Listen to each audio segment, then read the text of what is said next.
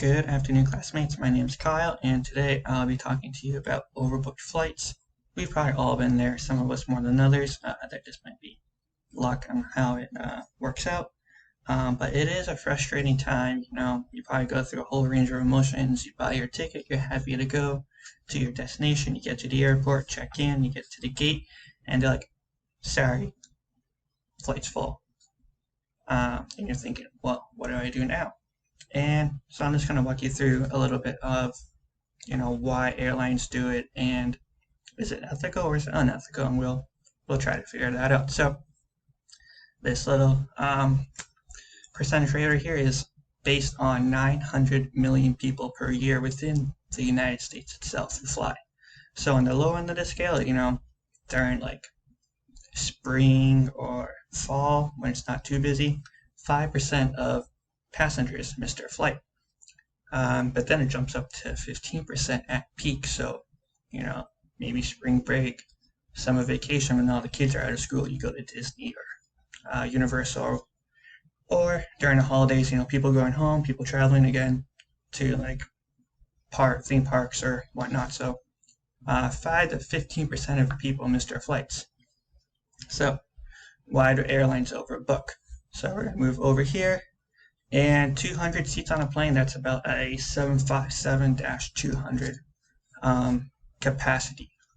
So the airlines need to turn a profit. So if they sell all 200 seats, they're making a profit because, all the fuel costs, operating, landing fees, all the other associated fees that an airline has to deal with in order to, move passengers around is obviously costing them money, so they need to make that money back. So if they sell less than 200 seats, they're losing money. So they might sell 210 tickets for the flight, and knowing that, 5%, or not 5% in this case, but throughout the year will miss their flight, but for that flight, maybe a couple people won't show up or will be late, for whatever reason that person has. They got stuck in traffic, they slept in late, who knows. But so they know that the person will miss their flight, so they sell a couple extra, and some of those people might get on, but they still have people who missed their flight. So what happens if you do get quote unquote bumped from your flight?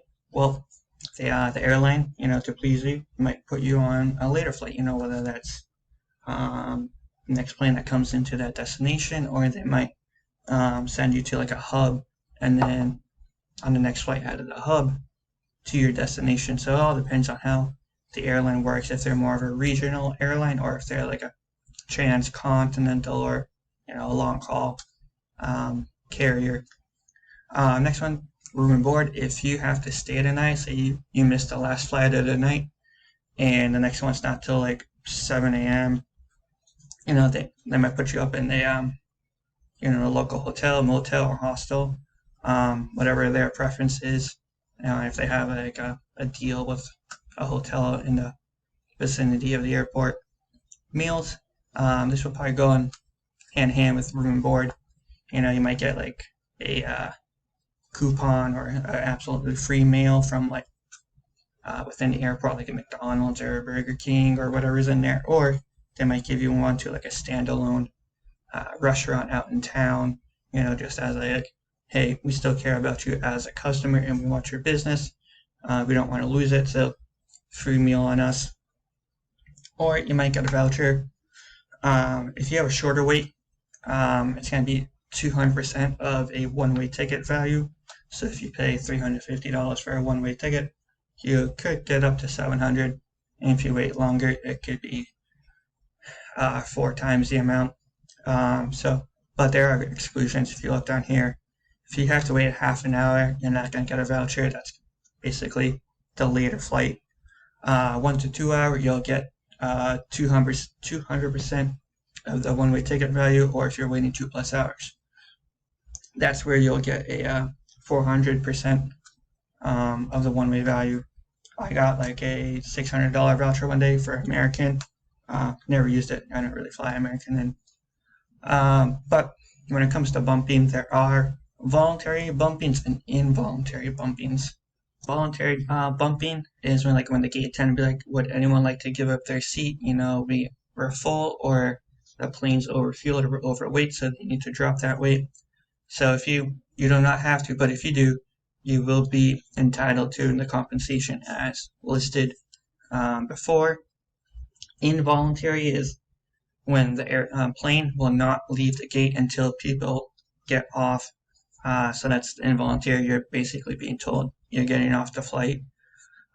Compensation for involuntary bumpings only occurs if you are at the gate on time, you checked in on time, and you have confirmed booking. You're not like someone who just like hopped on the plane, out of sheer luck. You actually booked your flight several months in advance, and they see that. That's the only time compensation for involuntary will work. My design, I kind of fixed it a little bit. I had like post-it note looking text boxes for all this, so I kind of cleaned it up a little bit.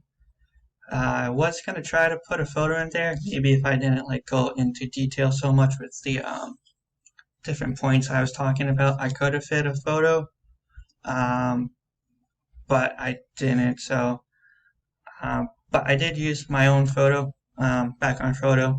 I took that when I was leaving Orlando, going back home to Manchester, Boston Regional, a couple months ago. So I thought that would be a good one, since it is like aviation based, and that's kind of what I want to do.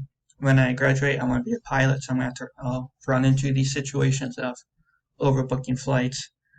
But I wanted a nice, like, clean look to it. Could have put some more text boxes or borders around these, but overall, I just wanted a nice, clean, simple look with some main points, all in bold.